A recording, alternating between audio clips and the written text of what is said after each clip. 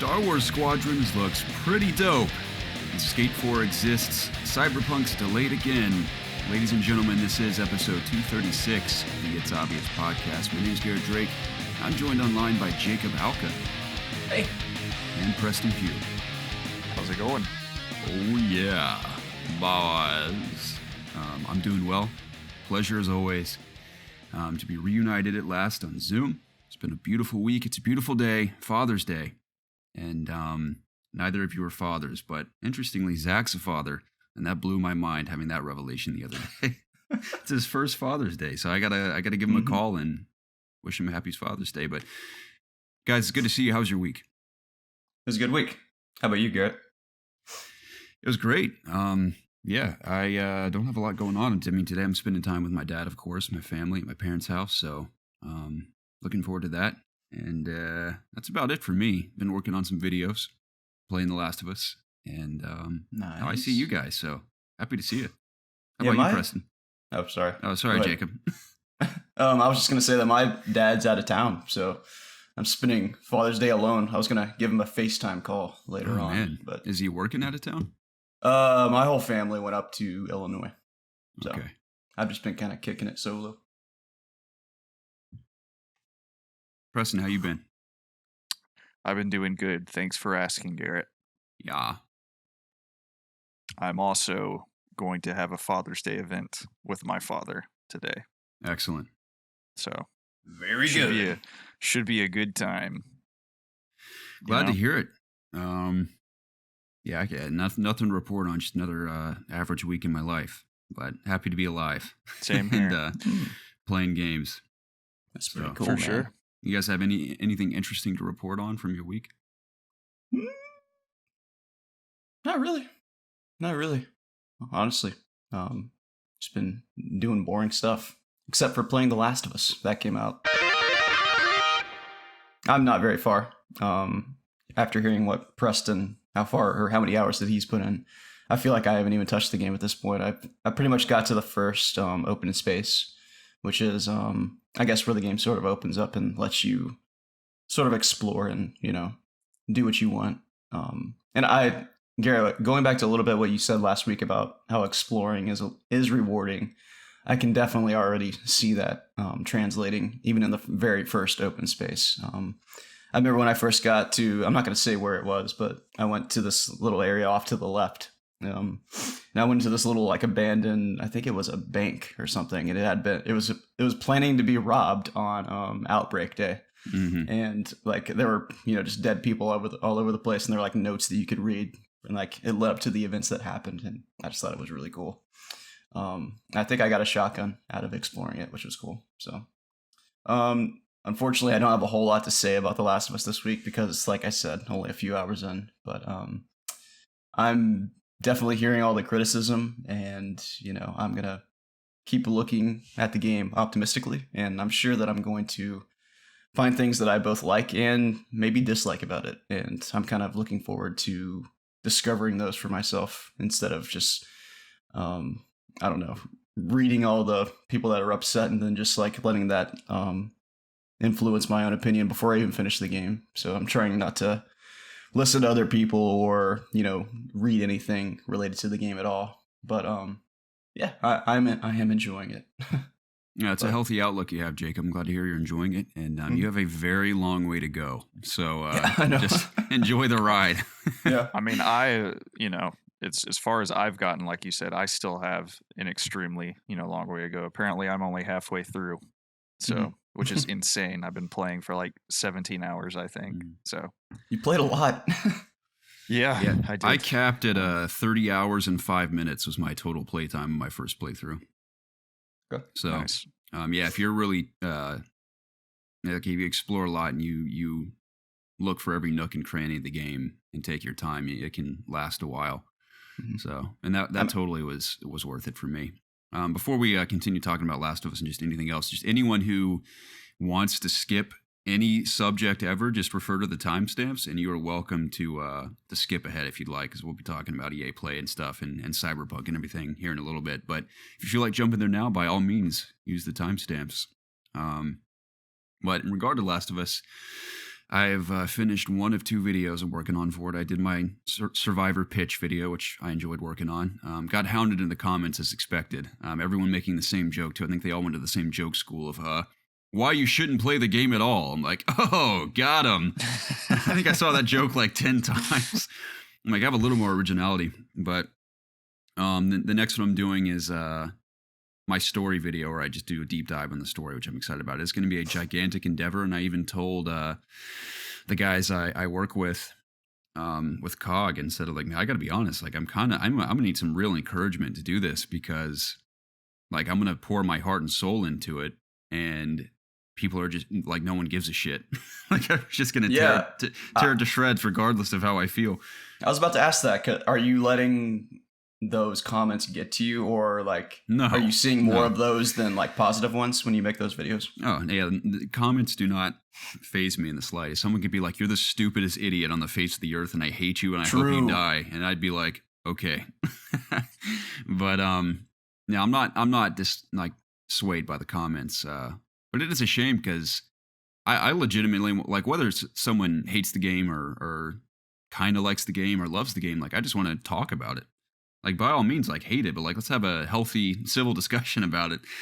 But it's no big deal. But I'm certain the video I'm working on will definitely spawn conversation. But I'm gonna work on it anyway, because I enjoy it. So that's where I'm at. But I think I'm about 6 hours into my Survivor playthrough. I didn't get to play much this week, so I've just been working on videos. But I am loving it still. So I fully intend to play all the way through it again in time over the next couple of weeks. So yeah, I've enjoyed it.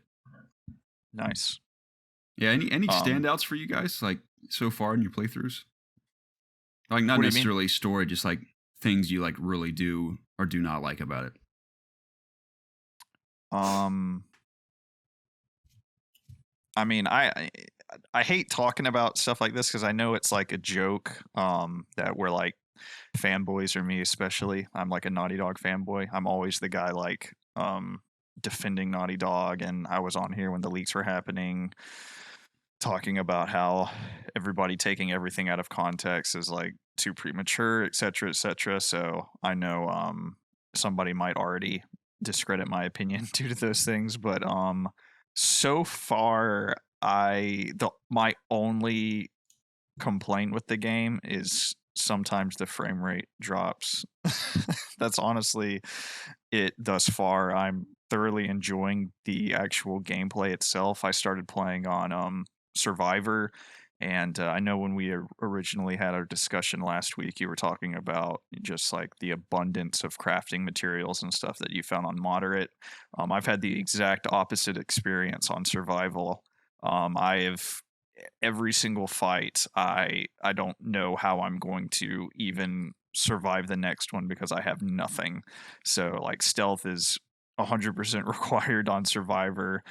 And it eventually got to the point where I was dying so many times at one part, because I just didn't have anything. And of course I could have, persevered through and got through, but with it being my first playthrough, I kind of wanted to play with all the things that you could craft and stuff. Like I kind of wanted to, have a taste of all the weapons and being able to actually use them and stuff. So I went into the difficulty options, which I love that you can specifically tune, different parts of the game, differently. So I kept everything on Survivor, but I put the crafting materials to normal, I guess, or moderate, whatever it was. And definitely finding more stuff now, but I still don't feel like it's like I'm not just like overflowing with supplies. I'm still, running out of things occasionally, but even on hard, I'm not finding a lot of stuff.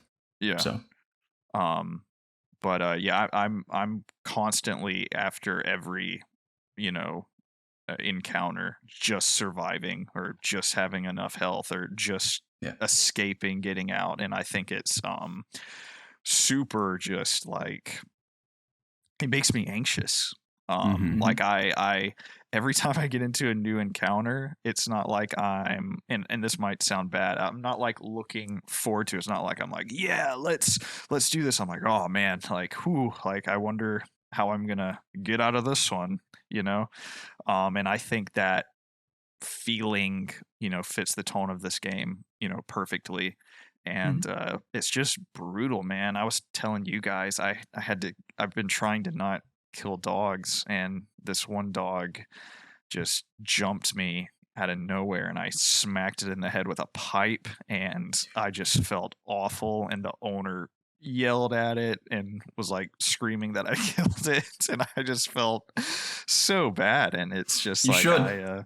I know, and I didn't, restart it or anything. I just wanted to continue on. It was me or the dog, so Well, congratulations. I Your did. playthrough is now tainted.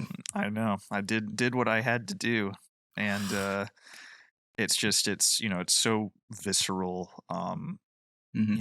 Killing things in this game is just like every grunt you kill, it feels pretty impactful. It's just like a guy looking for you, and he just turns the corner and you shoot him point blank with a shotgun, and he just disintegrates essentially, and then people are yelling after him, and it's just like I don't know, it's very just gives you an uneasy feeling, but I really like it, for this game. It really fits it. So yeah, needless to say, I'm really enjoying the gameplay. I'm enjoying the exploration. I completely agree with you. There are several places in that initial area where it opens up that there are really cool story beats to find, just cool collectibles in general to find. There's a music store that I urge you to go to in that opening area. When I quit last night, I just walked in. Okay, that's like one of my favorite moments of the game is in that music store. It just took me by surprise, and I really really liked it in there. Cool. So that, yeah, I'm trying to, and again, it's just like I can't really come up with any other like anything else that I like dislike. And I know, I'm definitely at least in the silent majority or whatever it is. I always get the two. What I'm trying to say is I'm definitely in the minority, it seems like, online right now, but I am enjoying the story. I know that's crazy, but I'm actually enjoying it. Um not I don't think we're gonna talk any spoilers right now, but I like that there are repercussions from the first game, and I like that we are exploring different sides of events and stuff from things that happened in the first game, and I think that's very interesting to me. And I am, even having seen the leaks and stuff, I don't know the ending of this game, and I do know some events that have happened, but I don't know how they happen or when they come and stuff. So I'm still being constantly surprised, and like I said, I don't know the ending of this game, and I have no clue how it's going to end. That's good. So I'm interested to see what's gonna just what's gonna happen. I just don't know how you're supposed to end a game like this. So that's what's most interesting to me. But yeah, so far I'm really really enjoying it. And dude, let me just say that the graphics are so good that it's almost staggering at some points. Like there's one point in the later half of the game where there are these two characters talking, and this guy's face is up against the sun, and it's like it's real. I'm like, that's a real man's face right there. Like it's almost unsettling how good it looks. Like I'm not even playing on my like 4K TV or anything. I've been playing downstairs in my theater. So it's like it's a 4K projector, but it's not of course it's not like as I don't know the technical term for it. It's not as fine, or like the edges aren't as smooth as like a screen would be. I also have like an acoustic panel as well, so like the weaving and stuff on the screen isn't as smooth as a normal one. Anyways, needless to say, it doesn't look as good as a a monitor or a TV or whatever, but it still looks absolutely phenomenal. And this is the my first game that I've actually played, from the beginning, and gonna try and finish it like in my theater setup. So I couldn't think of a better game to do that with than this game. And dude, I just want to say the sound design is already phenomenal, but having it with like surround and stuff, it's freaking nuts. Like when I'm in Seattle, it sounds like I'm I'm outside in a freaking thunderstorm. It's ridiculous, dude. I gotta bring you a book anyway, so I want to like come just sit with you for a bit while you play that one day next week if we can make it happen. Absolutely. I want to see that. Sounds awesome. Yeah, it's pretty amazing. But yeah, that's all I guess I really have to say about that thus far. So nice, dude. Yeah, you got anything else, Jacob? Not on the Last of Us front. I mean, he pretty much covered all the thoughts about the game. I can't really speak much more to it, honestly. I do. Before we move to the news, really quick, I did want to see, Jacob, did you watch any more Sword Art? I did. We got it. This is very important to me. I got to know how you're feeling about it. So instead of like playing more Last of Us yesterday, like I should have, I spent a lot of time watching a lot of Sword Art. And what I watched in particular was the whole Ordinal Scale movie. Nice. So did you get to that part in the like in sequential order? Like, did you finish the second season and then go into it? Yep. Okay. How awful was the filler stuff after GGO? So what do you mean, like because wasn't that like a whole arc? Yeah, the arc where like they're going after the Ice King or whatever. Yeah, I hated that. So you keep saying some of these arcs are bad, but I don't think they're bad necessarily. They're just not as good as other stuff. Well, it's that because I'm still enjoying it. Yeah, right. I didn't enjoy that part. It just it didn't contribute to the actual main narrative, and it's like they were just playing a game at that point. There was no there was absolutely, I know people talk about there being no stakes and stuff, but there are literally no stakes at that point. It's a freaking, I know they try and make stakes like, oh my gosh, like this is gonna happen, but it's like a video game. Who cares? Yeah. But I thought after that, the Mother's Rosario, I believe, I thought that arc was really, really good. I agree. Really like that. It's really hard, pulling on the heartstrings. Oh yeah, for sure. For sure. Very cool. Yeah, I didn't necessarily hate it. I looked at it more as just a change of pace in terms of like everyone's always like fighting for their lives. You know, this is just a nice little opportunity for them to just jump back into a game that they all like and just go on a new adventure. So that's a good mindset, Jacob. I thought it was there. You go. I love the positivity from you this morning, Jacob. Just about everything. It's beautiful. I'm jumping all over the place. What did you like the ending of GGO in terms of like the whole Death Gun wrap up? Did you like that?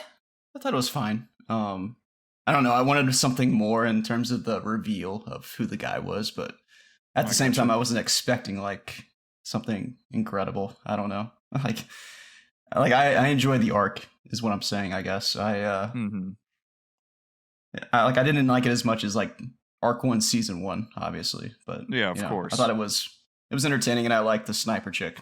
So yeah, and I definitely enjoyed all the lightsaber stuff like that. All of his combat sequences were just incredible. So, yeah, that stuff's cool. But I'm really excited to start the new what is it? Alicization. Dude, you're gonna be caught up with me. I know. By the time. Dude, I've been watching so much. Did you like the movie? Yeah, it was fine. It seemed a little unnecessary, but at the same time, it told a good story. So yeah, I liked the movie a lot. I thought the ending was really cool. A callback to the first arc was cool. Yeah, I liked how they like at the end of the movie. I'm sorry if you haven't seen the movie; it's a little bit of a spoiler, but like at the end, they get all their like original outfits on from SAO. So I thought that was cool. Yeah, it was cool. What else was I gonna say? It's like a weird thing with anime movies. Like almost all the time, they always feel like they don't need to even be like they don't even need to exist at all. But it's almost just like they're there to make money, which is probably why they're made. But because like the like two of the like the main villain, like the dude, like he was just some guy that just happened to be there in SAO, right? Like you could have just not even told that story at all if you wanted to, and the show would have been just as good. But I think it was fine. I think those movies, they try and make them like accessible to people that maybe haven't watched the show. True. Yeah. But I do believe that the ending of this movie does go directly into the first episode of Alicization. Mm-hmm. So it and at the same time, like things happen in the movie that are definitely important to like the overall story of these characters. So yeah, I think they did a good job of like doing that what you said and also putting things that actually matter. Yeah, that was my one complaint with the My Hero movie. As much as it was freaking awesome, and like the final fight scene of that movie is just incredibly badass, but it's like the things that they give the character, or mainly like Deku gets something in the movie and they completely just take it away at the end of the movie, and pretty much they reference the movie in the later bit of the seasons, but like nothing important really happens. In fact, there is apparently Garrett didn't even watch it, but there's like a special episode that just comes out of nowhere in season 3 where it is pretty much just a promotion for the movie. And it's like did you watch this one? By chance? You did? It's just like a side story where like they do just like a training mission for all the heroes, where they like have a bank robbery or something where All Might's the bad guy and they have to figure out what was going on. And I probably my least favorite episode for sure, but it's purely just to like promote the movie. Yeah. And especially it happens in the middle of like the arc of them doing something important. So I'm just like, I do not care about this at all. I've literally seen the movie, and this has nothing to do with anything. So yeah, I still watched it, but yeah, I do appreciate that the SA movie does, contribute to the show at least a little bit, I agree. So, but yeah, I'm cool. I was actually trying to watch the first episode of what is it? Alicization. Yeah. Thank you. I just said it and I already forgot it. But I have to have premium. Crunchyroll Premium, so I guess I'm gonna have to finally sign up. Have to give up those $5. They got me, dude. They got me. You've been watching all this anime with ads? Yeah, dude, you're out of your mind, Jacob. Oh my gosh! You could have save $1, Gosh, $5, man. I could understand if it was like $20 a month, but goodness, it's a lot of money. $60 a year. It's a whole game. Or I could just watch ads. But yeah, I look forward to hearing your thoughts about this next season, because it's pretty. I like it a lot. It's pretty wild though. Is it the best one? I think so. Or no. I mean, I think season 1, arc 1 is the best for sure. Like, you're not going to pass that. But I like this one as much as I liked GGO. So cool. So I think it's cool. Yeah, that's what I'm most excited about, honestly, right now. It's watching that show. Definitely different. It's definitely different, and I appreciate it. So, good different? Yep. Yes, I believe so. Yep. So, well, anyways, sorry to take you off the rails, Garrett. I'm just so enthused to talk Sword Art with another person that actually likes it. Yeah, that's great. It's really good. I mean, maybe I'll jump into, because I know I've seen like first 15 episodes of the first season. But not even. I think like 8 or 9. Yeah, wherever. I don't want to spoil it for people. Whatever. Then two of the main characters kind of get together. But I think that's right. I think we got to when they were in the cabin. Yeah. That's where we got to. Yeah. But maybe I'll give that another shot. I did watch more Hunter x Hunter, and I'm in the when they're in the tunnel in the first phase. Oh, you're still so early, dude. I know. Come on. It's not even good yet. So that's where I'm at right now, but I have been watching it slowly. So one last thing I wanted to mention is that I continued raiding in WoW this week, and the guild invited me, so I'm now a part of a new guild, which is great. Nice, congrats! Thank you. I see the interview went well. Yes. Got some more gear, which is great, and I also got a couple more mounts this week. So Excellent. While I'm also trekking through The Last of Us, I am not going to slow down on collecting those mounts, boys. I gotta collect. You have a whole barn full of mounts. Yes.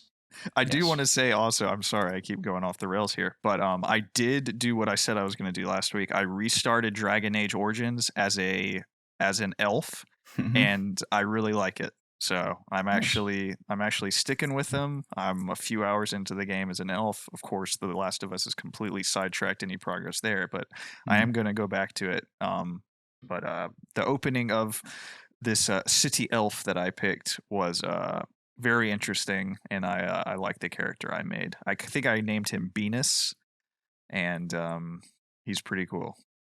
Did you say Venus or Venus? Yeah, Benis. Venus. Venus. I don't know why. That just came to my head when I was trying to make an elf. So makes sense to me.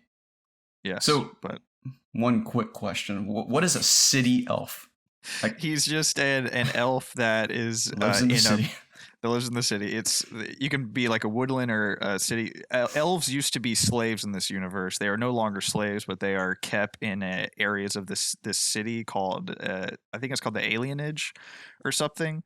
But like, they are just severely like mistreated, and humans are very racist towards the elves and stuff. So that's Bastards. the opening.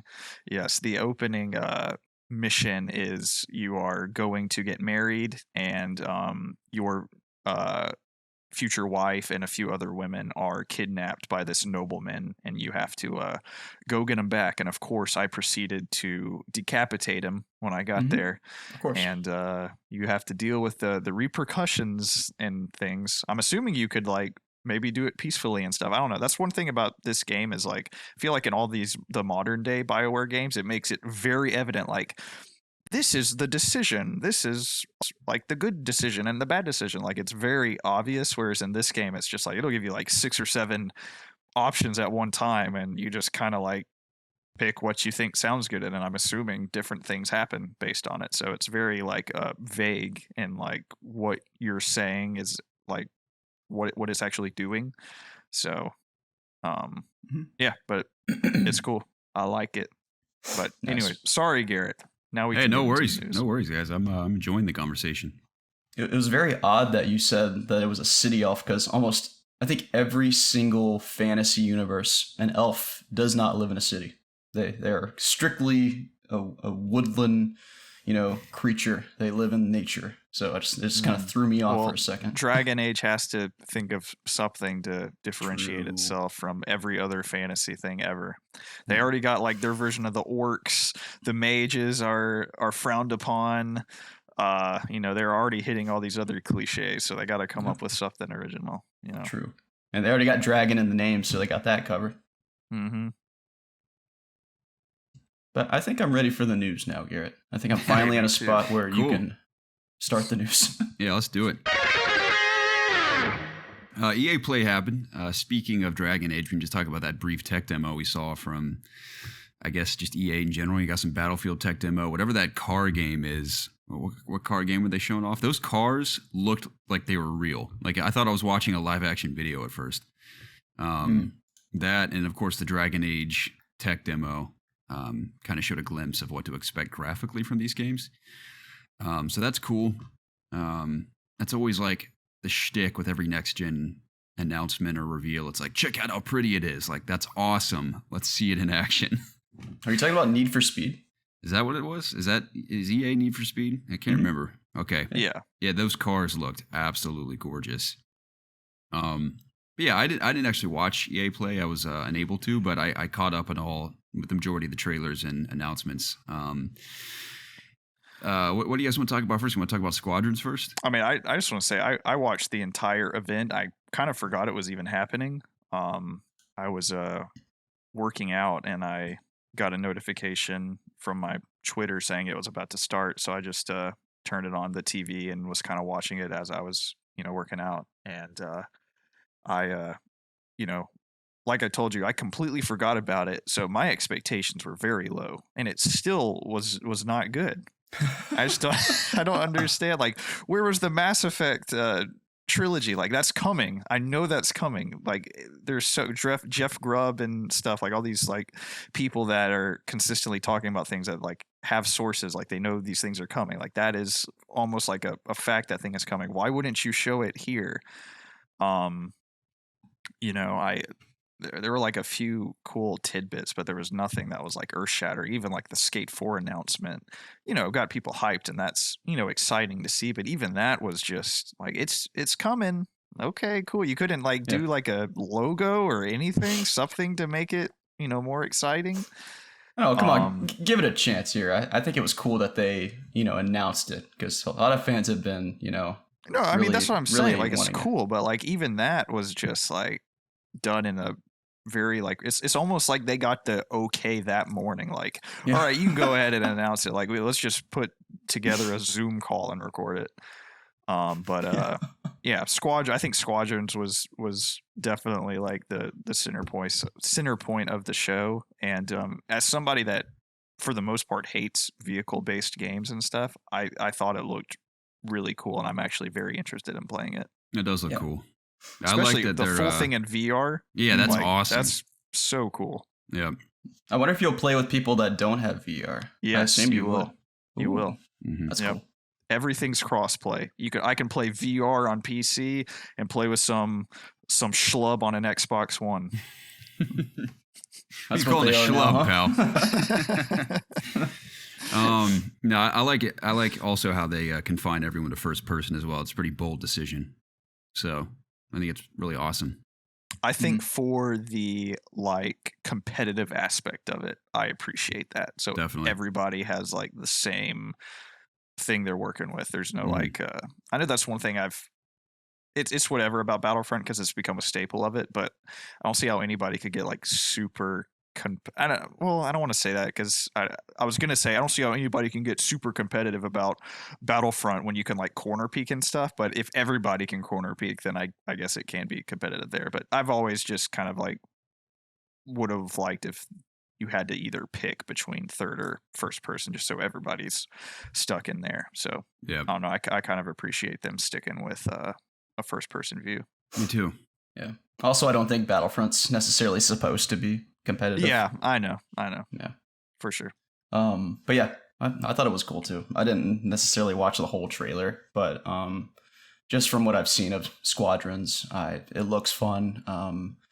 Not necessarily something that I think would be something that I would play, honestly, but if I had VR, it would definitely be one of those games where I was like, this is a game that's going to really use this device really well, I think, and something that I would really enjoy.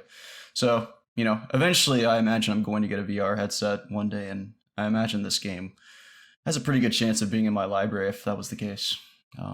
That's really all I have to say. For sure. I played the Battlefront 2 VR X-Wing mission on PlayStation, like, you know, when it first came out forever ago, and it was freaking awesome. I enjoyed the 10 seconds it lasted. So and like I said, I'm not really into dogfighting and stuff like that, but if I can get a full game based on that, I'm especially with it like being $40 too, it's not like a, you know, massive investment. I'm definitely probably gonna pick it up just to fly around in VR. So nice. Well, another big thing was the Apex news. Crossplay is That's coming. really cool. Yeah, that's very cool. You can finally play with Zach and Andy on PC, which is nice. Whenever I play with them, I had to jump on Xbox with the schlubs, dude. Do you think that are they still even playing that? I don't think so, but it's cool though. It's fun. Like if we ever wanted to dabble again, we can play with anyone now. Yeah, I don't have a whole lot of interest Switch, which is nuts. Yeah, that's true. I wonder how it's gonna run on that. I don't really have a whole lot of interest in the game necessarily anymore, especially when Valorant came out. That sort of like filled that niche of shooter for me. But I imagine one day I'm definitely gonna come back. I mean, it's free, so why wouldn't I? Yeah. And also that little DLC trailer they showed, I guess, was kind of cool. I don't really think I'll partake though. But other than that, like those were the two big things for me. Was Squadrons, Apex, and then I guess the skate tease at the end. Yeah. Everything else is just kind of a snooze. Speaking of Skate, Carlos Perez writes in and says, as you guys must know, Skate has been announced for next gen. Obviously not anytime soon, but announced. If you guys have one thing in this new, if you could have one thing in this new skateboarding game, what would you guys like to see? Also, if they were to name it, what would it be? Skate 4? I would personally dig a rebooted name and just call it Skate. But hey, let me know your excitement. Well, Carlos, you and I feel the same about reboots and their titles, just going back to the original. But I don't know. I don't know what I'd like to see, because what I've always just loved about Skate are the mechanics. And I love me some Tony Hawk as well. They're two entirely different goals with both those skating games, but I've always really, really loved the mechanics of Skate, and I just look forward to seeing what it's going to be like. So it's weird. I would feel like after all this time I'd have more to add, but I haven't really given thought to what they could do differently with this next Skate game. So I defer to you guys. I hope it's as buggy as Skate the 3. previous Skates. Yeah, those are just the funnest points. Those are the funnest parts of the game. It's just all the chaos that can happen with like all the physics like colliding and stuff. It's like kind of a skating renaissance right now with Tony Hawk returning. We have, what is it, Skater XL, and I think there's another one that's out. But man, EA, man, they should have just been on Skate 4 years ago so they could actually be in the midst of this. Apparently, again, Jeff Grubb on Twitter said something along the lines of they've been toying with it, but this announcement is from like they're like oh man, having trouble speaking this morning. Their mindset now is like, all right, let's get serious now. So I think they're like actually going to, with it now being a real game, they're going to be more serious about it and actually start, now making it a legit thing. Did that even, I don't even remember why I even said that. Was that even a question? it was based on just ignore me. Just when to expect it, I guess, years from now. Yeah, I guess that was my point. It's like they're just now like starting to be serious about making it. So yes, it's probably going to take a while. Preston, to come to your defense, I do that all the time. I'll just say random things. Yeah, what am I saying more in the middle of it? Even more so this morning. I'm probably going to re-listen to this and be like, wow, Preston, you are stupid. Do you re-listen to all our podcasts? No. Okay. I do I'll sometimes. Occasionally like skip through them just because sometimes I'll like think back and think of a particular thing I said and think about it a lot, and I'll re-listen to it and think, oh, that wasn't as bad as I thought it was, or on the other hand, you'd be like, wow, that's way worse than I thought it was. Yeah. The point I was trying to make or whatever. But so help me out here with Skate. Is it sort of like Tony Hawk in the same sense, like how the world works, or like, because I've never played Skate, so I don't know how you play the game. Like, is it more like you select a level and like you go into a space that's preloaded? Like, how does Skate work? Garrett? It's more like an open world. Okay, so it's like I think there are different areas you can bounce between, but it's predominantly an open world that you can explore. And there's like, I wouldn't call them quests, but you can like walk up to another skater and it'll be like, oh, dude, like you can do races throughout the city. You can do like combo contests, and you can do like I think you can play like horse and stuff. Like somebody like, all right, I'm gonna do this like kickflip and 50-50 this rail, and you have to try to copy them. Okay, so it's more open worldish. So. Maybe this is a bad idea, but I think it would be cool if you had a open world Skate game, but also have the option to sort of go to different skate parks. Like I know a lot of what these games are, you're just skating everywhere in the environment.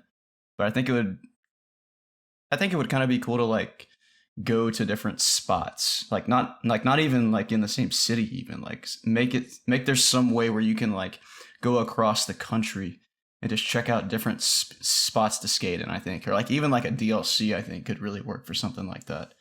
I don't know. I'm just trying to think of new ways that a skating game could be fun, because I feel like if you're like really passionate about a skating game, you're going to like get tired of the space pretty quick, because you're going to just be doing tricks all over the city. And I don't know. I mean, I've never played these games. I have no idea what makes them exciting. Because, like, for me, if I was going to play, this new Tony Hawk game, like, I would maybe enjoy it maybe the first week.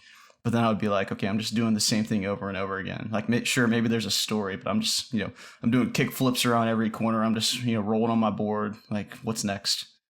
I don't know. Just but skate, I'm sure, man. like, people like you're Carlos. Just out there to skate, dude. I'm sure people like it. Carlos loves these kind of games because he's just passionate about skateboarding. So, just different people, I guess.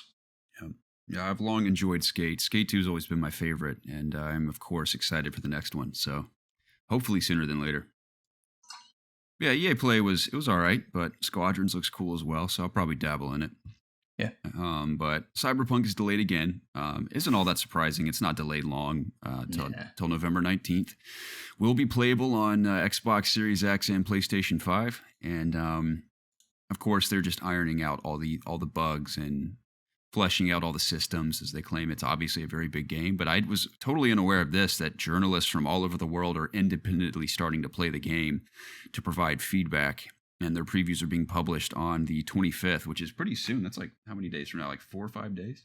4 days? So this week we will have not only Cyberpunk previews, but I think we're seeing more from the game. So that's awesome. And I look forward to seeing it because I've said this many times. Like the last demo I saw that was like heavy emphasis on combat was like a boss battle. Like didn't blow my mind. Like all the stuff before that did. So I'm really interested to see how far it's come. And I'd like to see a demo. I mean, the combat, what we've seen, especially the first demo, looks pretty awesome. But I'd like to see more of what you can do in the city and more how the systems work and decisions you make and story elements. Yeah. To kind of like flesh out the world a bit more. But I have total confidence in CD Projekt Red, and obviously they've been passionately pouring their hearts and souls into this game for quite a while. So, stoked to see it in action and hear about it. Honestly, I think anything from this game would be a nice refresher because we haven't really seen anything, I want to say, in almost a year, I think. And that's not necessarily a bad thing, but at the same time, I've kind of forgotten what the game even is or what it's like. So I think just one more short demo before the game comes out would be really nice for someone like me. Yeah, I would like for them to do kind of what they did with the first time I really saw gameplay for The Witcher 3. They just had, Geralt riding into man, I forgot every single town in that game. No, it's the Nova is Novigrad. Oh yeah, the big city, yeah. Yeah, the big city. I think in like just go into a bar, talk to people, accept a mission. Like I want to see something like that. And I know the first gameplay we saw, showed V walk out of the apartment, walk into the city and stuff. So I want to see something more like that. Like maybe get into a vehicle, drive around, get out, go talk to somebody, get a side mission, show the progression, through that. Like I want to see the actual like what we'll be doing, like the world building, how everything interacts with each other, like the NPCs, stuff like that. Because I'm definitely more interested in that because that's typically what at least The Witcher 3 was known for. It's like the main narrative's cool and stuff, but I feel like a majority of my time was spent just exploring and doing side quests and stuff. So I want to see what that looks like in this game. Mm-hmm. Yeah, I agree. Same. Yeah, I'm very excited for that. I'm wondering how, since we haven't seen this in such a long time, I'm just interested to see like how different it's going to look like if they've messed, just all like the little things, like if they've messed with the HUD, any, graphical changes, if a downgrade has happened or something like that, Sure. Just kind of see where they are with the game. And I know it sucks it was delayed, but I mean, it's still pretty freaking close. It's like, what, 4 months away now? It's 2 months after that. I mean, at this point, we can wait. Yeah. Here's a good closing question. Are you guys going to, since it's delayed till after the console, hopefully till after the consoles come out, after the consoles come out, do you think you'll play this on PS5, assuming that you are getting one day one, or do you think you'll play it on PC? PC all day, man. I will play it on PC, but I am going to play it on PS5 because my collector's edition is PS4 because I couldn't get a PC one. And I believe they said that they're going to allow free upgrade from Yeah. the PS4 version to PS5. So Yep. I will technically, I guess, have the PS5 version. So I'll definitely try it out. Definitely be interested to see.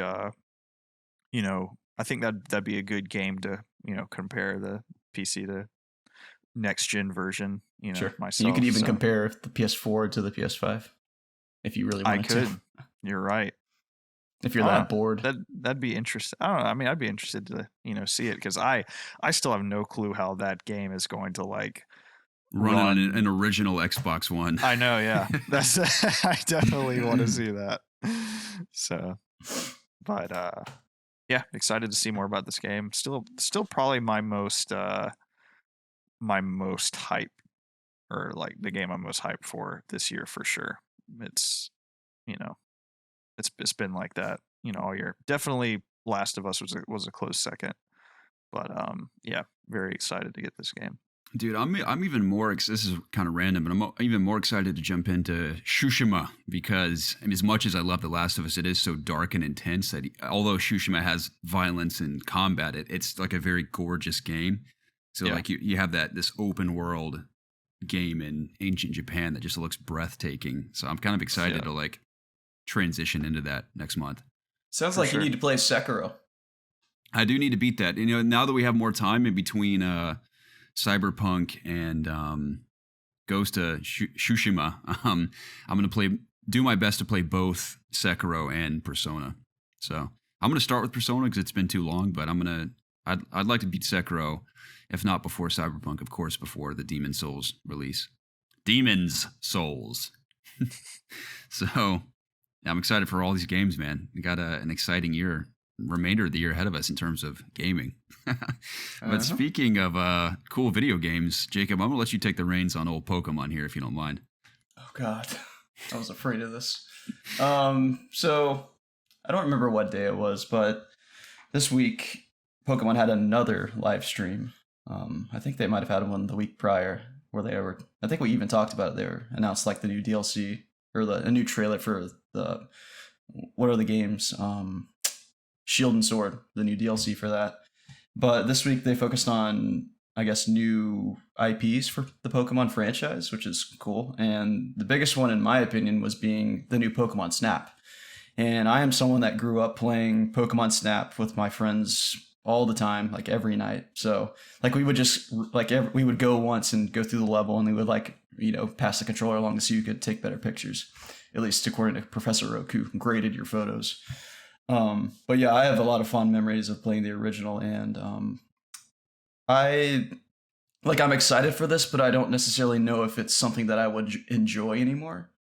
But I do think I'm willing to give it a chance, and I do think I'll pick it up when it does come out. And this is something that a lot of people have said that they want, so it'll be interesting to see if it like translates to selling a lot of copies, because that necessarily I'm not too sure on, because it's always been one of those like sort of what's the best word for it? It's like a cult classic, I guess. Like some people are just like really into it, and other people are just like it's a picture taking game, which is just what it is. But it's got that Pokemon label on it. But I'm excited about it. Did you guys play Pokemon Snap on the N64? I think I watched Preston play it at one point. I did. Just like with everything else. Yeah. I rented it a few times as a kid. Okay. I never it was never one of my favorite games or anything like that. Okay. So I really don't have a huge nostalgic feeling towards it or whatever, and I'm definitely not probably gonna pick it up.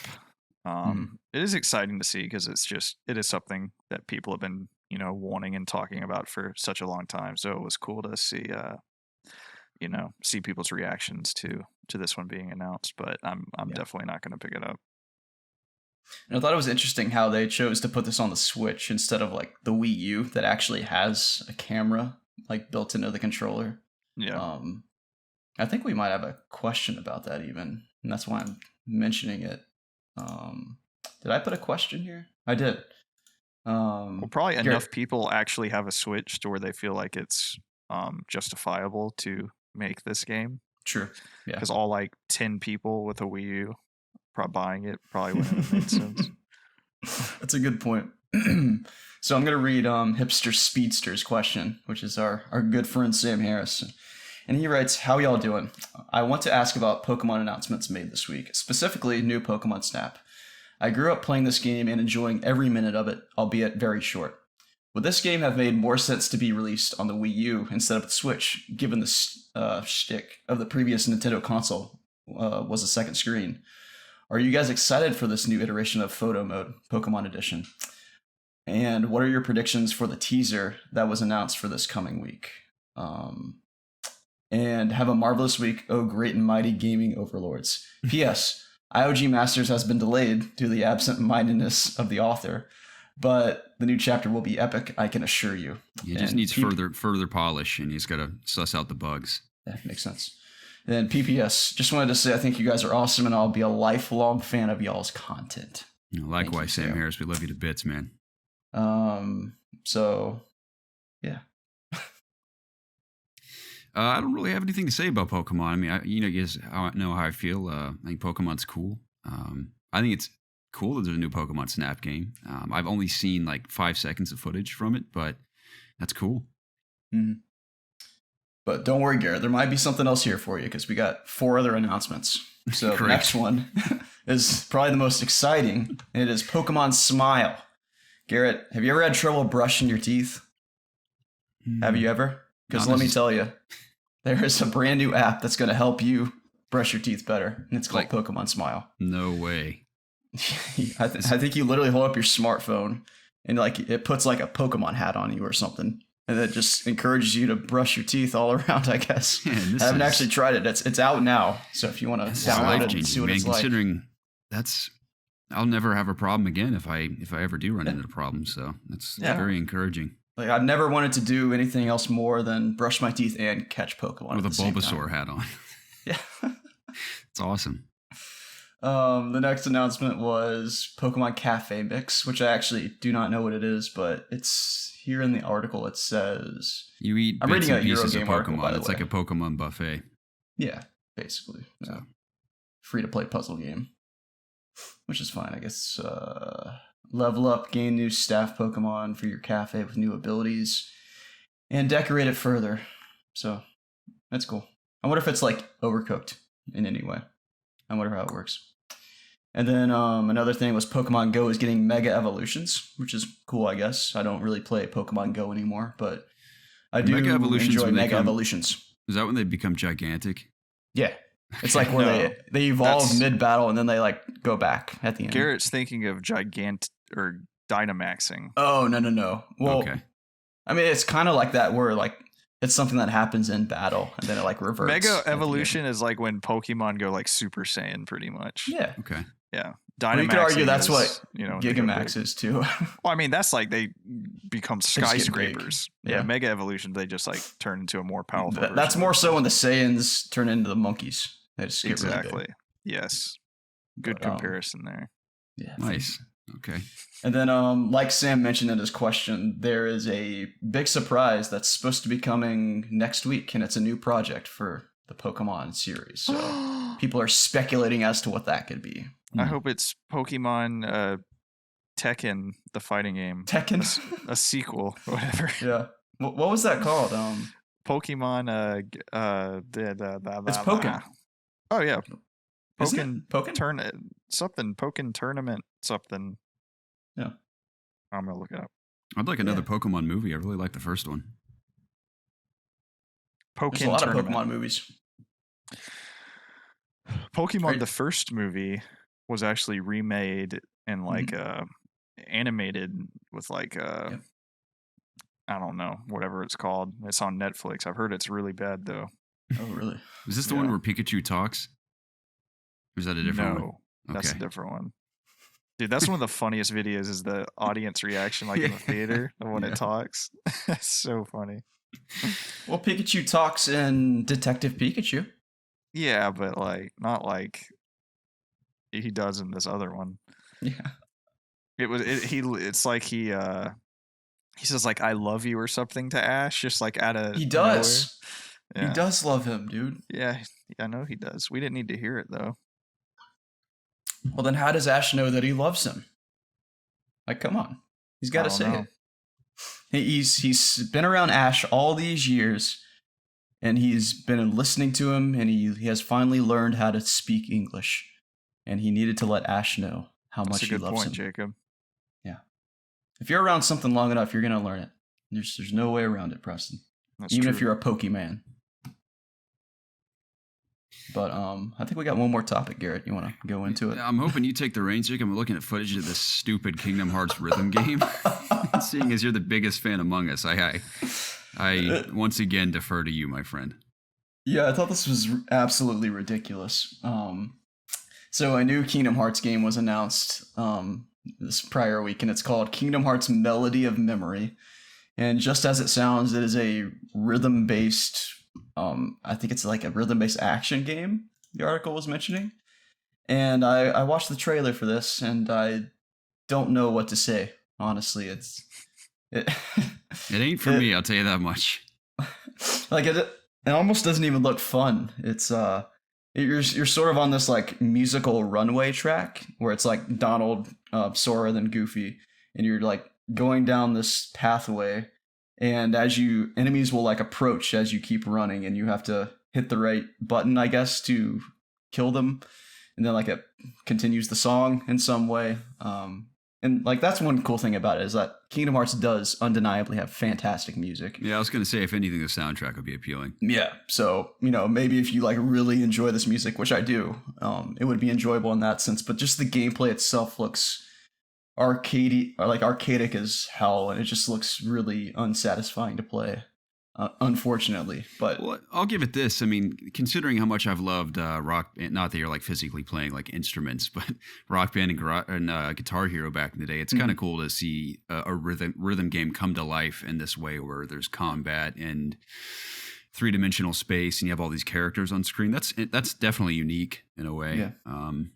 But yeah, music's great, and I think it's an interesting way to present a rhythm game. So it's unexpected, a surprise to be sure, but a welcome one. Mm-hmm. So, yeah, I don't know. I honestly don't know what I think about this, because a part of me wants to play it just so I can relive some of the music, but I could also play the old games. Day one, it's gonna be better than Last of Us. I'll tell you that much. You have a better story. The way the Last of Us reviews are shaping out right now, according to like people that are playing the game, you would think Garrett, this could perform better. Garrett is a paid shill. His review was paid and bought for. Mm-hmm. Totally, dude. Rolling in it, man. Rolling in it. I knew it. Gentlemen, that brings us to Ask IOG.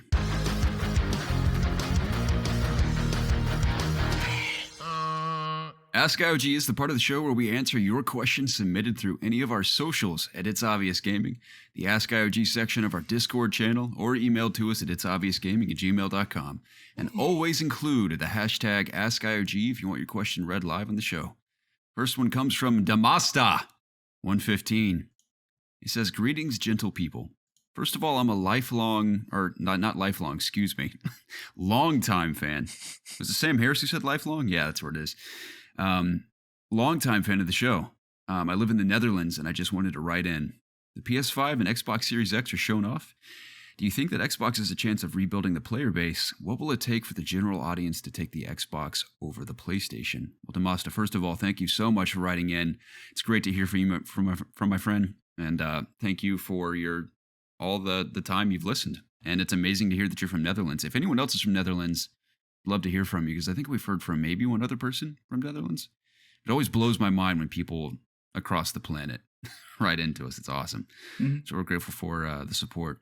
But what do you guys think? What's it going to take for people to, specifically if they're choosing between two consoles, what's it going to take for people to choose Xbox over PlayStation? I feel like we talk about this every week, not that I'm like upset about the question. Yeah.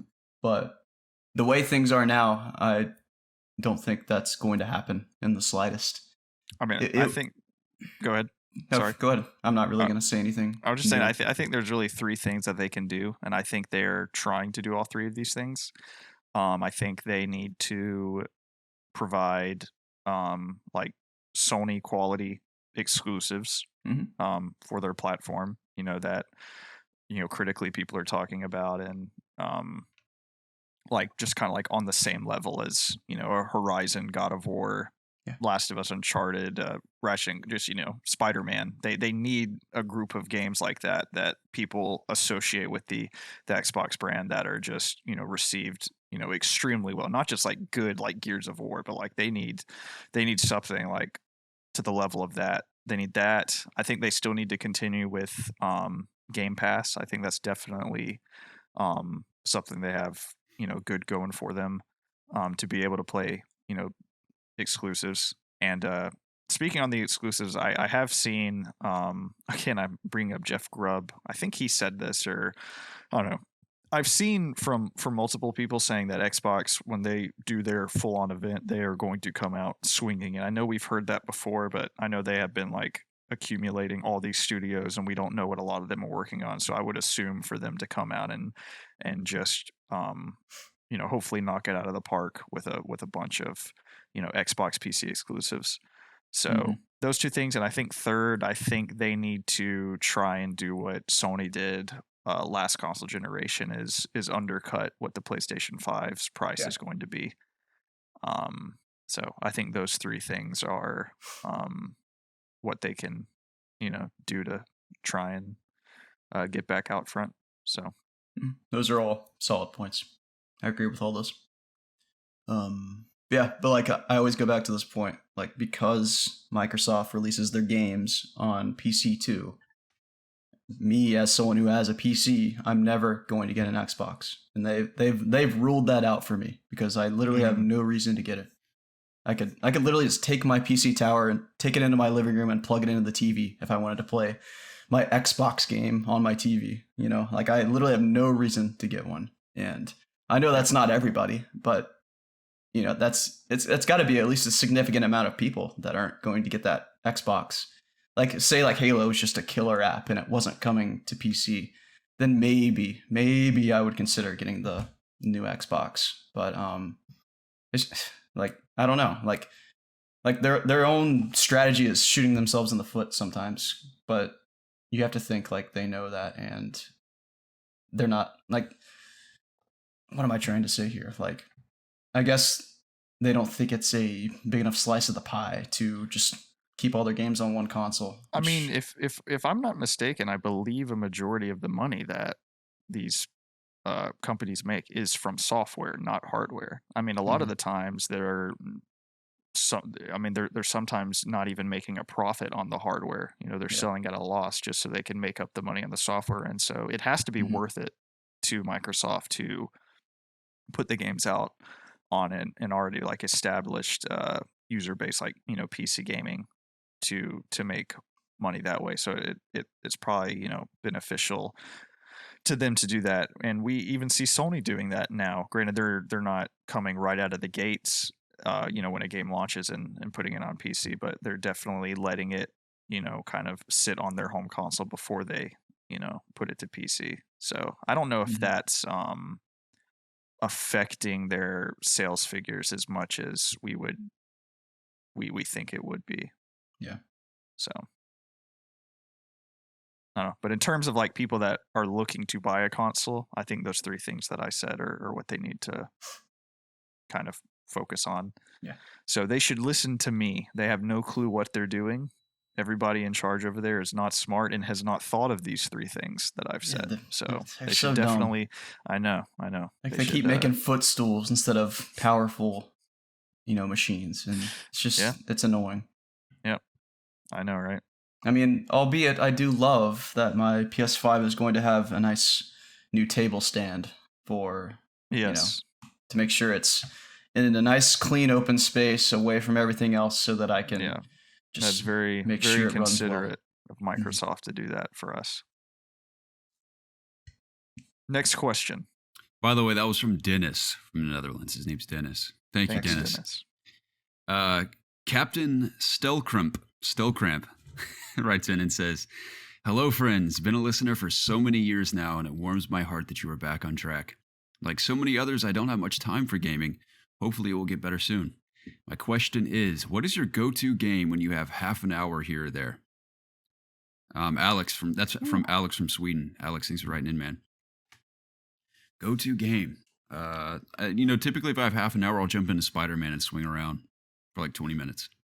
I would say probably Modern Warfare for me, just to get in a match or two. But every time I want to do that, I have to wait 9 hours 20 to download years for like update. an update and like the shaders and ridiculous. So as of right now, if I don't really have a game for that. I'll just hop in and play what I'm playing. If it's only for 30 minutes, then it is what it is. Yeah, for me it's WoW, especially lately. I'll just jump in, do anything. Literally, I can go sell some stuff on the auction house, try and make money that way. I can go knock out some achievements. I can go do some daily quests to get some reputation up so I can unlock new rewards. I can go run some old raids / dungeons to get new gear or try to get a mount. I can do literally anything. I can level up a new character. Like WoW just has tons of different possibilities in that regard. And even just an amount of time as short as 30 minutes, I can do, so many things. So it's sort of satisfying in that way. And so is like any other MMO, honestly. Like they're really good at, just having tons of things to do. And as a player, you can sort of just decide what you want to focus on. That's why I like MMOs, or WoW specifically, I guess. Next question. Thank you, Alex. That was a banger of a question. Thank you. It was. Bear Commando writes in and says, "Hey guys, quick question. What's your opinion on the following advice you hear on a podcast? Because 2 years ago, y'all told me the Chick-fil-A frozen strawberry lemonade was the best drink ever. And after all this time, I finally got one today with high hopes for a taste bud explosion that would turn Michael Bay green with envy. Instead, I was met with a taste akin to cold strawberry Go-Gurt. The actual best drink in the world is their frozen key lime lemonade. That is all." No. Bear Commando, I agree. The key lime is my favorite when they have it. I think it's seasonal, and they surprisingly have not brought it back yet. But last year, that was by far my favorite. Yeah, that's fine. I haven't gotten a frozen strawberry lemonade in a while. I still get the regular frozen strawberry lemonade, but not strawberry, regular frozen lemonade. But it's been a while since I've had strawberry. But I agree. I think key lime's the best by far, personally. I haven't had any of those in a long time. By far is a bold statement. Mm-hmm. For me, I'm not saying that's like by far for you guys. No, but you're wrong though. Yeah, exactly. That's how the internet works. If you don't agree with me, you're wrong. So first of all, Bear Commando is wrong. The frozen strawberry lemonade, it doesn't taste like Go-Gurt. That's just wrong. So let's not tell lies in our question. Second of all, the key lime thing, it's just okay. Like no one likes key lime that much. Everyone's fooling themselves. Like I have to listen to my dad all the time talk about how good key lime pie is. I like key lime pie. He's like, dude, try this. It's so good. I swear you're gonna like it this time. I'll try it and be like, this is okay, Dad, but it's like I like anything else better. The future is now, old man.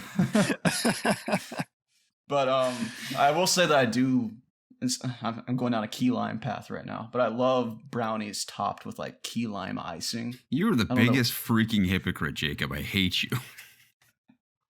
You're like, really I love mint stuff, and then as soon as I bring up mint stuff, you're like, I hate mint stuff.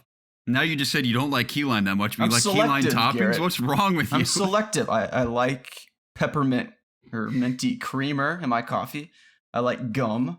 And I like key lime minty icing on my brownies. What? Try it. Have you even tried it? Key lime minty You're just imagining it and you're thinking that it would be gross. I'm sure it's fine. I'm not saying that I like it more than regular brownies or like brownies with nuts in them. I don't associate chocolate with key lime. I'm sure it's fine together, but it's not something that I would like put together myself. If you like York patties, those little, but key lime, that's completely different. Key lime is like a lime. There's no mintiness to key lime whatsoever. Yeah. No, there's not. You're out of your mind. You're out of your mind, Jacob. There's no mint taste in lime. It's both. What? I'm so confused. This is a problem. This is a huge problem. Confused. You know, man, key lime mint, dude. Are you thinking of spearmint, Jacob? No. I've never in my life associated mint with key lime ever. I'm outnumbered here. There's a slight minty hue. That's fine. Hi, man. I mean, you're God wrong and you're a paid shill, Jacob. That's what you are. One day I'm gonna make these brownies and bring them to you guys. Dude, I'll eat them. I'll eat some brownies, sure. And you're gonna like them. I'm sure I will like them. There's no way on earth unless you purposely spike some. How am I not gonna trust you? I think you're gonna eat it and be like, oh crap, there is no mint. So you're gonna like make your own minty key lime frosty. Be like, see, I told you, there's I've mint had these there. many times. Whatever. I'm gonna need to watch the baking process, Jacob.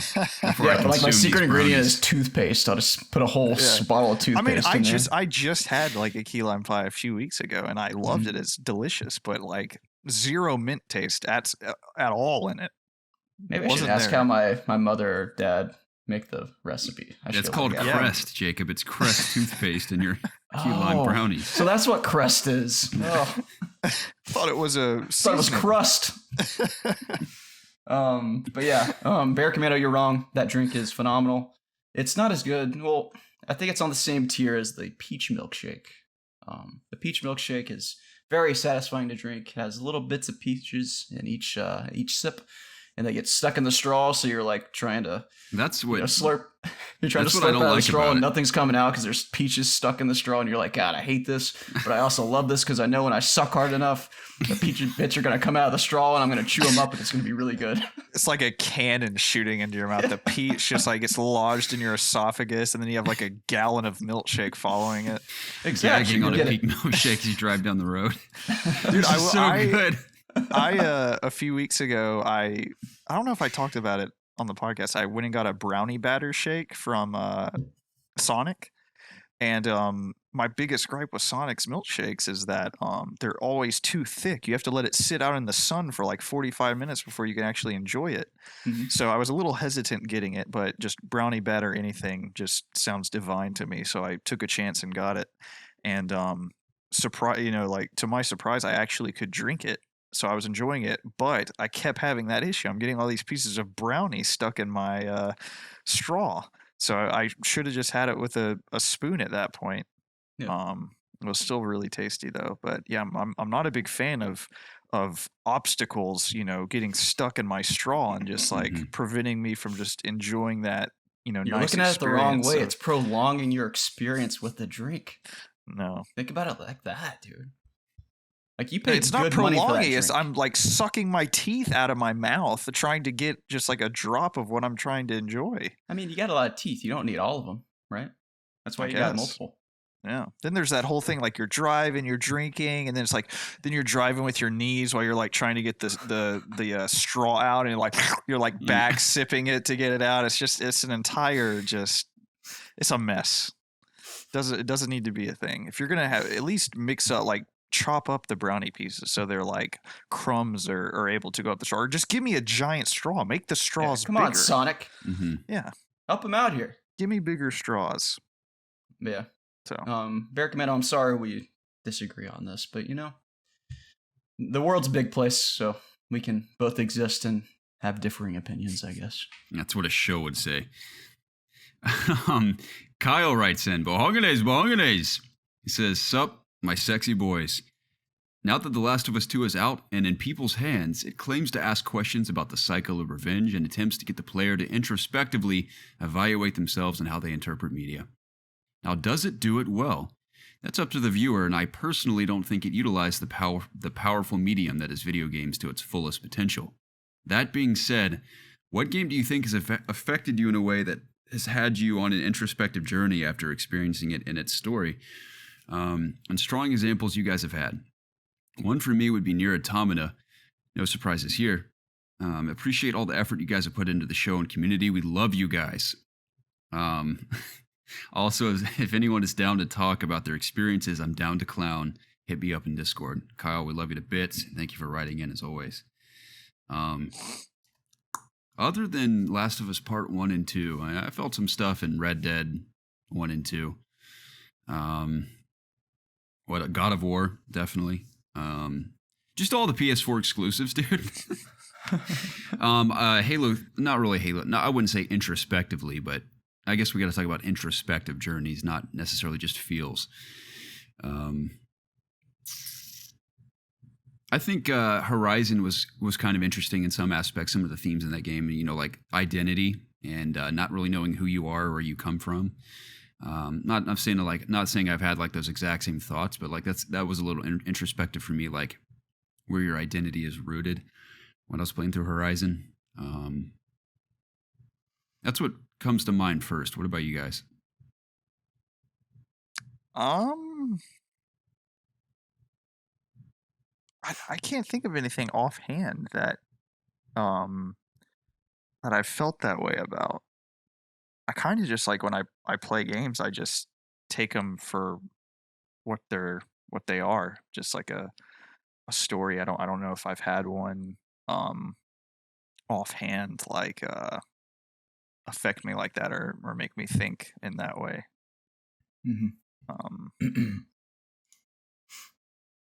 What about you, Jacob?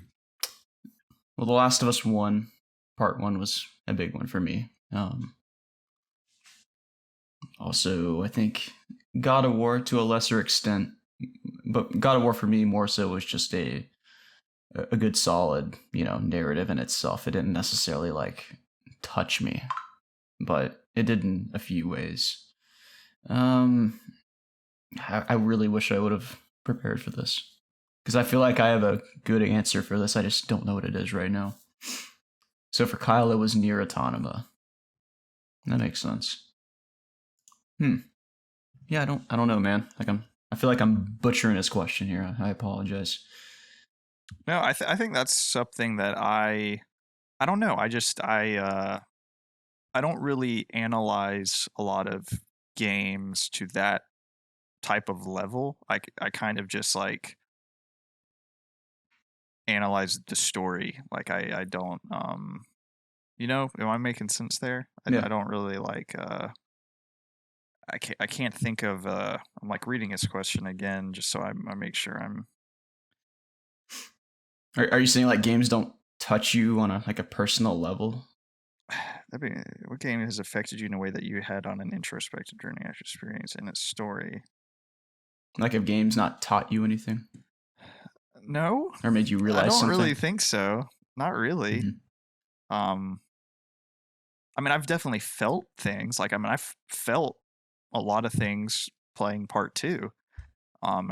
Is that going to have like a impact on me? Is it going to make me like evaluate things about my life? Potentially. I can't say thus far in my life playing games I've played a game that's made me feel like that, or at least I can't think of it at right now. Mm-hmm. So yeah, I don't know if I can really answer this question well because of that. I wonder if The Last of Us 2 for me will be this kind of game. I wonder. I assume it would be, or it will. I mean, it has based on discussions we had, I think, Garrett, you told me it made you think about some things kind of like on a deeper level about yourself.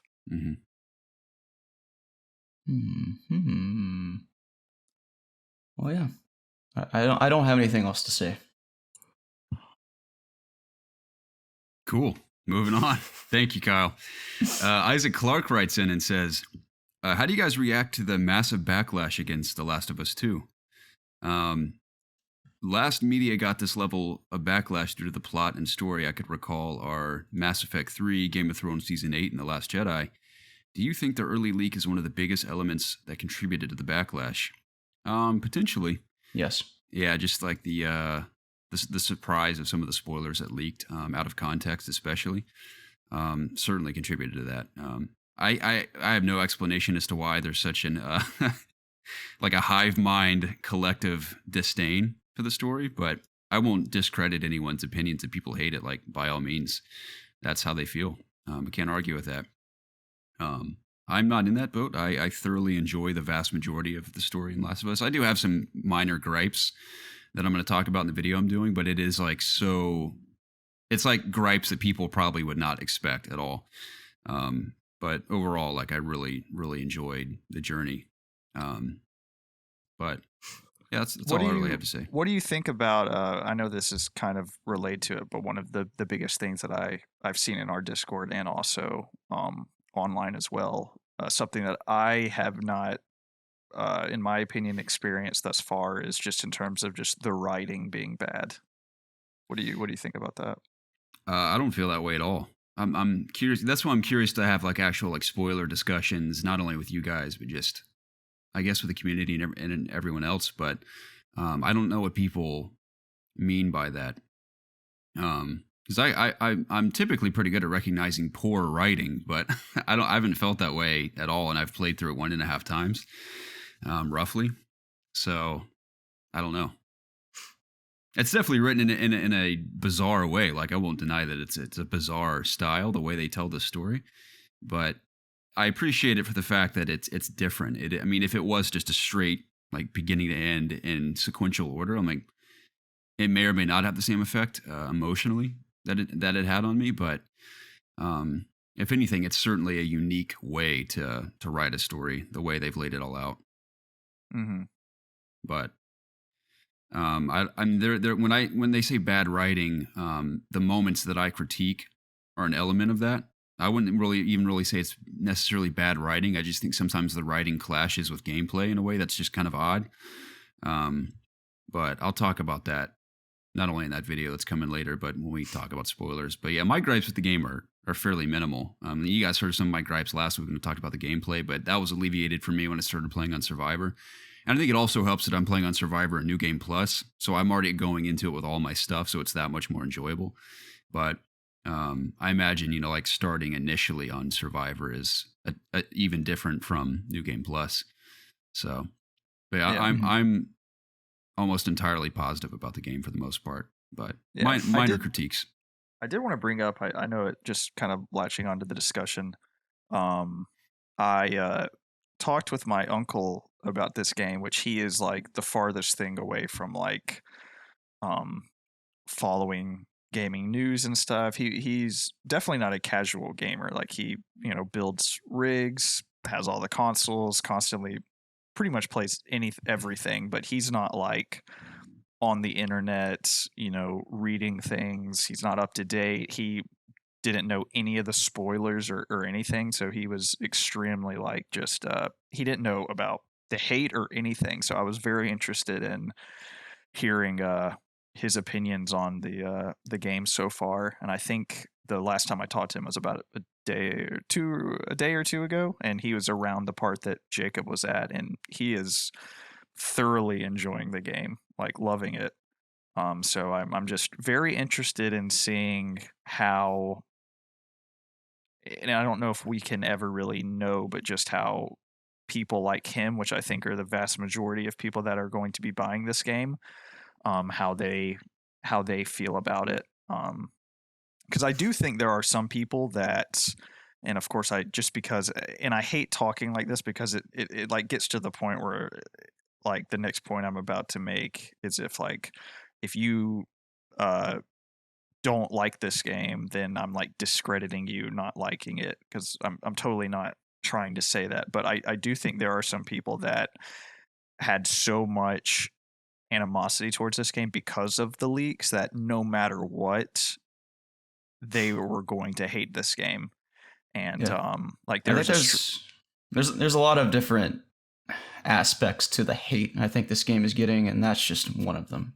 Like, there are people that didn't want the game at all. Like, they think they should have just ended after the first one.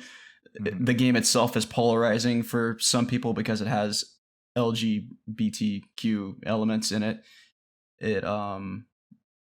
Now I'm having a brain fart, but I was going to say a few other things. Like, this game just does things that are out of the ordinary compared to other games, other popular games. And that makes it really hard to have like a civil discussion about it, because there's people on both extremes where it's like, if you love this game, then the people that hate it are like, oh, you're bigots, you don't like lesbians and stuff. Whereas they're on the other hand saying, no, that has nothing to do with it. I don't like the stories and stuff. But then there are also other people on the other end that do not like it because they think that the LGBTQ stuff is being like forced down their throat. So it's like there's there's so much stuff that it makes it so hard to have like a rational discussion about the game.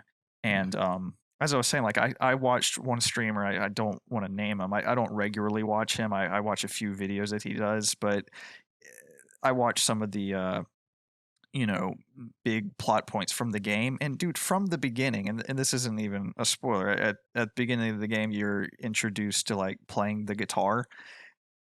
And even at that point, he was just like, "Oh, look at me! I'm playing a Naughty Dog game." Like, it was like, man, if you're going into it like that, of course you're gonna hate the game. And then it was like, he was about to where I was now. He's like, "Man, this is a solid 3 out of 10. Like, freaking trash and stuff." It's like, and of course all the comments were like, "Yeah, stick it to him and stuff." I'm like, man, that's cool or whatever, dude. But it's like, I don't know if that's like you're giving valid criticism. I'm like, from the get-go, you were one of the channels putting out things about how the leaks were the worst things ever, and how Neil Druckmann is some crazy like Jewish guy who's using that to influence it. Just crazy, stupid stuff like that. Like, of course you weren't going to go into this game with an open mind. So I think there's an element of that as well that's also tainting the people that actually have valid reasons for not liking the game and stuff. I don't know. It's definitely unlike anything that I have seen in terms of games before. Yeah, it's just very, very interesting to see the and of course there's the whole aspect of like, oh, this game got good reviews, therefore they were paid, because every streamer hates the game and stuff. Therefore these critics, there's had to have been a monetary reason for them to give these games good reviews. They couldn't have possibly liked it, because again, like I was saying, Garrett was one of the people that played this game early, and clearly he was paid to like the game. COG Connected was clearly paid to give it a 10 out of 10. Mhm. IGN was clearly paid to give it a 10 out of 10, even though Sony didn't pay them to give Death Stranding a good review. Yeah. Like, there's, and of course, I think Alana Pierce did an excellent video about this type of stuff a few days ago.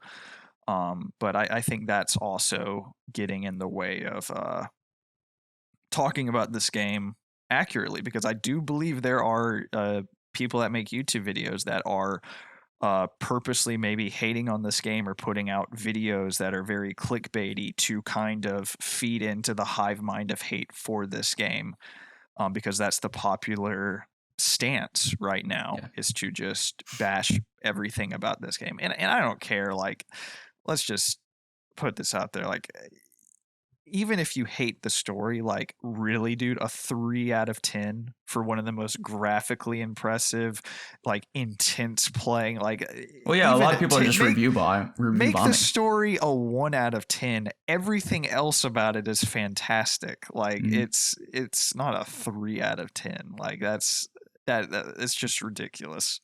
Yeah. And like, that disparity between like critics giving it really high scores, and then like you go on Metacritic and like all the users, it's like a 3.4. It's like so low. I mean, there's people that I can understand, you can like watch the cutscenes and stuff, but like playing this game, like being in the combat, like I'm telling you about, like being anxious, like in the moment and stuff, adds to this game. If you're just watching a playthrough of it, it's not the same. It really isn't. So, and there are people that aren't playing the game and reviewing it, and people that also haven't played the game but giving it 10s out of 10s just because they want to counteract the 0s out of 10s and stuff. It's just it's crazy, dude. It's all political. It's so nuts. Like, so nuts. It's crazy because, like, God, I hate when I fucking speak and I can't remember what I was gonna say. It's literally the worst thing ever. I hate it. I've been like thinking of these points that I was going to make in my head as Preston was talking. Then when the time comes, I can't think of them anymore. I'm sorry, Jacob. Just cut me off next time if you want to get it out. But I hate to say it, but it's like I said, I'm thoroughly enjoying this game thus far, and it's like it's all of this talk and stuff, because one of my favorite parts about games like this is the discussion. It's like, yeah, playing the game is insanely fun, but I love like watching videos of people analyzing things and stuff, and it's just like, it's so bad right now that it's like affecting my enjoyment of that part of it. So it's almost like I just want to play this game and just like live in a bubble. I had that freedom, which is amazing. I mean, I was aware that people are already upset about the spoilers, but before like the vast majority got their hands on it, I was just in this quiet world where no one was freaking out like this, and it was amazing. So. And I don't want to say like I want to live in a world where everybody loves this game as much as I am, and it's all positive and stuff. Like, I'm not saying that at all. Like, I want to hear the reasons that why people don't like this game and stuff, but it's just like 90% of the stuff that I'm seeing is just like the most ridiculous, like we keep saying, hive mind hate stuff like I've seen over like a video game ever. I think it's I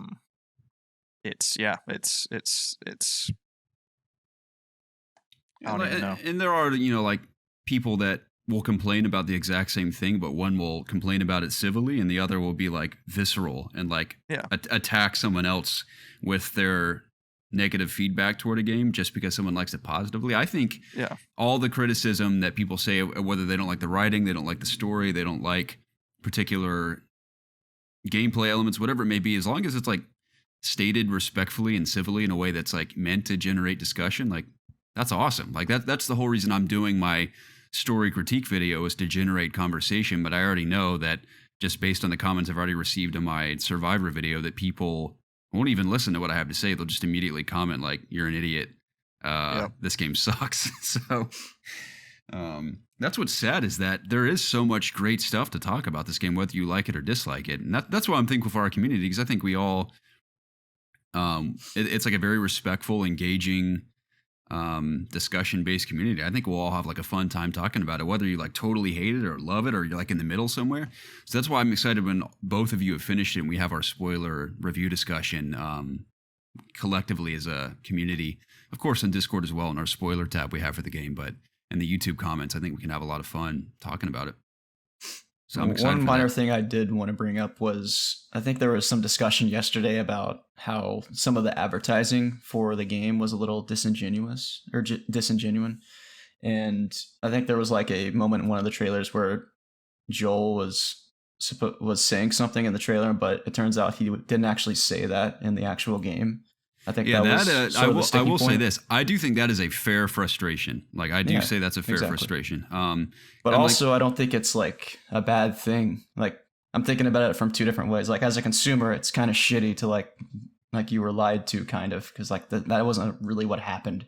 But at the same time, like, I don't know. I don't necessarily think it's that big of a deal, because it kind of is and it kind of isn't. Like, at the end of the day, it doesn't really change how it didn't make me want to go buy the game. There right. Clearly was an intent in the advertising. Like the very first gameplay reveal that we saw that showed Ellie and Dina at the dance, and then it like go into Ellie killing that dude, one of the what are they called? Sarvs or Scars for short. Seraphites. Yeah. Seraphites. Cool. They were clearly trying to push an idea, showing Ellie with Dina's bracelet. Like they were, I'm gonna kill every last one. Like they were trying to push an idea, and I think they were trying to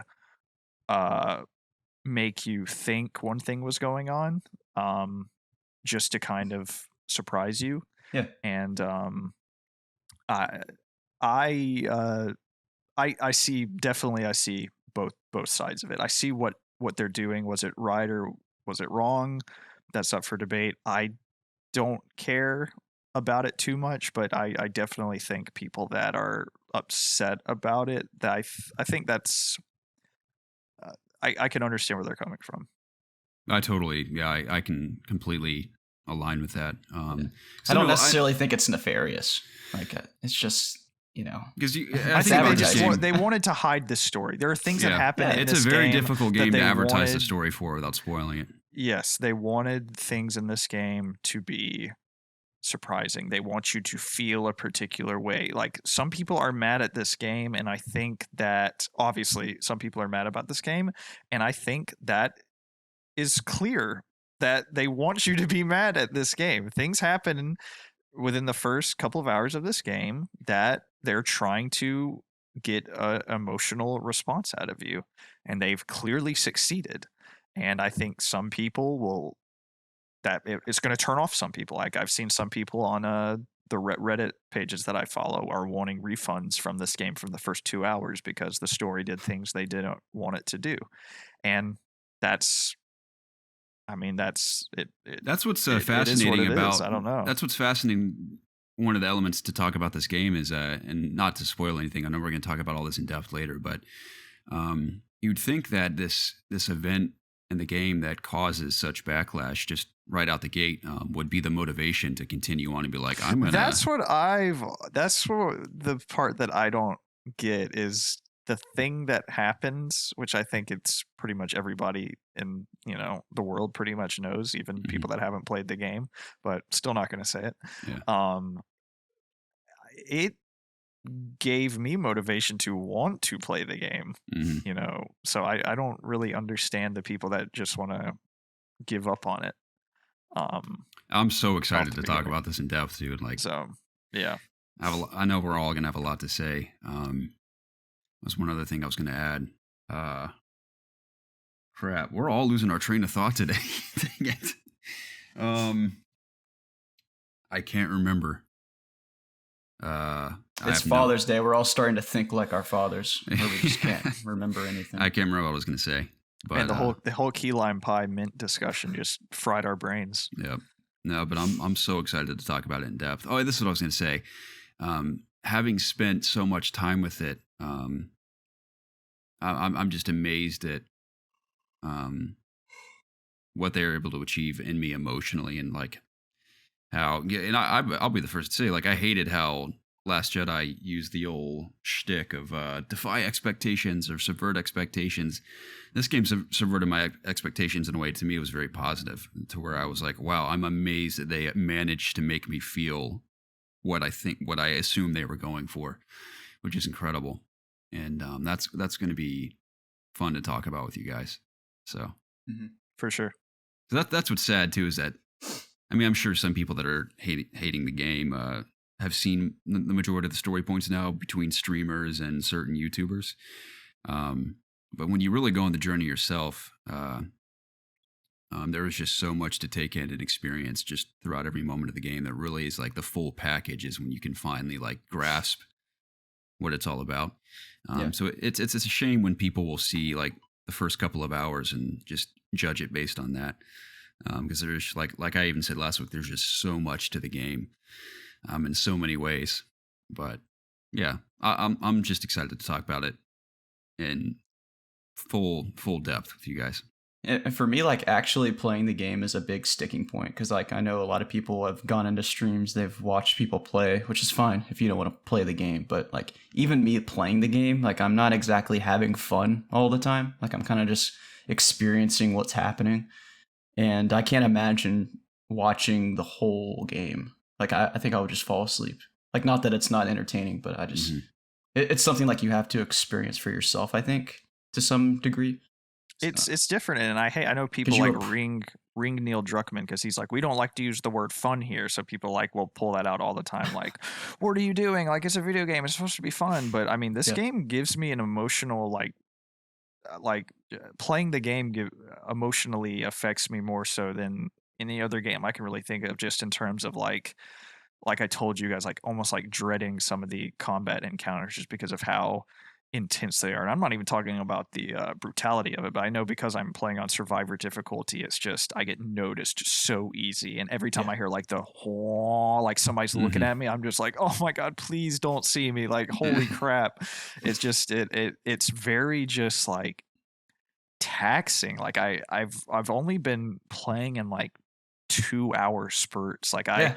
I played for like 2 hours and I was just like, geez, like I gotta the same way. I gotta go run or something. So I did that. It puts you in a weird mood, I think. Yeah. Like it just makes you feel. It's so just like dark, dude. It's so dark. But there are these, and I'm not going to spoil it for you, Jacob, but there are moments like in the music store where it's just like a sprinkle of just like happiness, and it just like takes the edge off so much, just to kind of like gives you the energy to just like go back out into the world and stuff. So yeah, I mean, I don't really, I think that's really all we can say so far. I know I'll probably have beaten it by next week. I don't know about you, Jacob, but I think in terms of like any further discussion, I think we've probably said all we can really say about everything that's happening. So. Yeah, a couple things. If we've spent a lot of time talking about Last of Us the last 2 episodes, so please contribute to the conversation. We want to hear everyone's thoughts on this game, and like Garrett mentioned, we're gonna have a spoiler episode here once we've all finished it. I do plan on hopefully finishing it by next podcast. We'll see. But maybe that next week we'll be able to fit in our spoiler cast. So a couple weeks away. But yeah, let's get. I think we have a couple more questions. So let's. I think we got a grand finale with Dexter Clark here. Thanks for writing in, Isaac. Dexter Clark writes in and says, "Good day, gentlemen. Glad the podcast is back. I've been a long time listener. My question is for Jacob. I know it was discussed a little last week, but have you jumped into the new content for Destiny 2, particularly, I always struggle with that word, Shadowkeep? Enjoy the content. I'll hang up and listen." So does he mean by new content just the DLC that came out last fall? Because if so, yeah, I got Shadowlands. I played through the story. I geared up a little bit, but I never did the raid. So depending where you sort of say, did you... Like, to me, I didn't really play it enough because, like, to fully experience a DLC, I want to, like, do everything in it. So I, like, stopped. And I did some of it, I guess. But, it was fine. I didn't think it was nearly as good as some of their older DLCs. But, I did play that. But after that, I haven't touched it since. So I haven't played any of the seasons. I haven't. I did watch the the live event, the little thing where the thing blew up in the sky. I watched that on Twitch, but I didn't play it. Yeah, but I have heard kind of good things about the new stuff that's come out recently. Like the same day where that event happened, a new strike was released, which is cool. Yeah, I did see that a new dungeon was put, and it aesthetically looked awesome. It was. Yeah, I haven't seen it. It was. Oh, dude, it was the like most different looking thing. Like it looked nothing like anything that had been in Destiny. It was like cool. Dimensional looking type stuff. I don't know. It looked really cool. Yeah. I mean, the biggest barrier for me now with Destiny is I think the only way I would ever go back is if I played with other people. And I just don't have people in my life that play that game, or enough people. So I'll play it with you, Jacob. We should sometime. Yeah, once the big, I'm definitely playing like the new expansion once it comes out. At least to like play through this. I always enjoy playing through the story and like casually like leveling up and stuff. Yeah, and you're getting new elements. You're getting new super. So yeah, that'll be fun to use. 100% playing that. So, but yeah. Dexter, I wouldn't say I'm by any means, excited or eager to jump back into Destiny, but I did play Shadowkeep, and I do intend to play. What is it called? Light Beyond.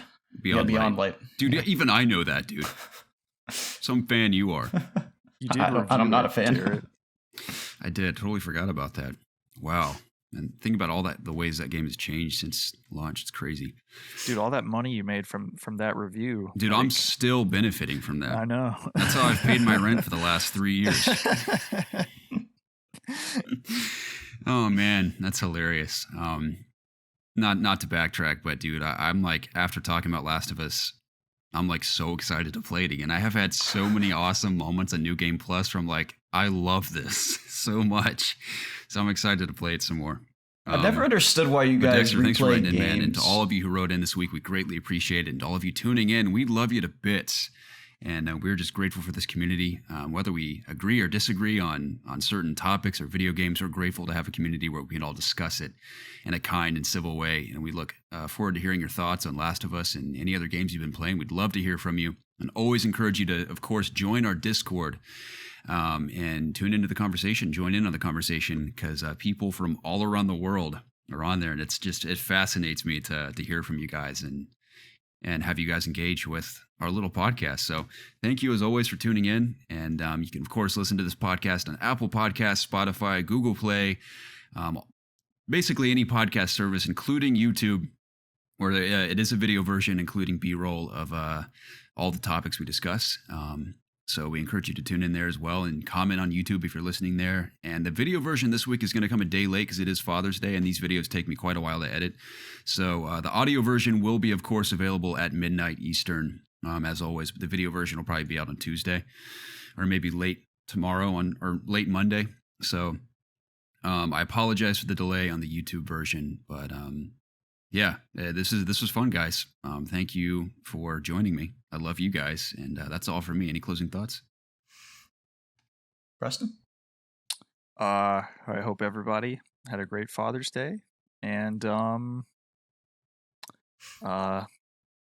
don't know. Let's all try and be with everything going on in the world, even regardless of The Last of Us Part 2. Let's all be nicer to each other. What's that? What movie am I thinking of? It's like, can we all just get along? Is it Ace Ventura or is it? It's some Jim Carrey quote. Yeah, it's Dumb and Dumber or something. Thing. Yeah, I think it might be Dumb and Dumber. I think it is Dumb and Dumber. But yeah. So 2:36. That's a wrap, gentlemen. Hope you have a wonderful Father's Day, rest of your week, and stoked to talk more video games with you. Absolutely. Yeah. See you guys. See ya. Bye bye.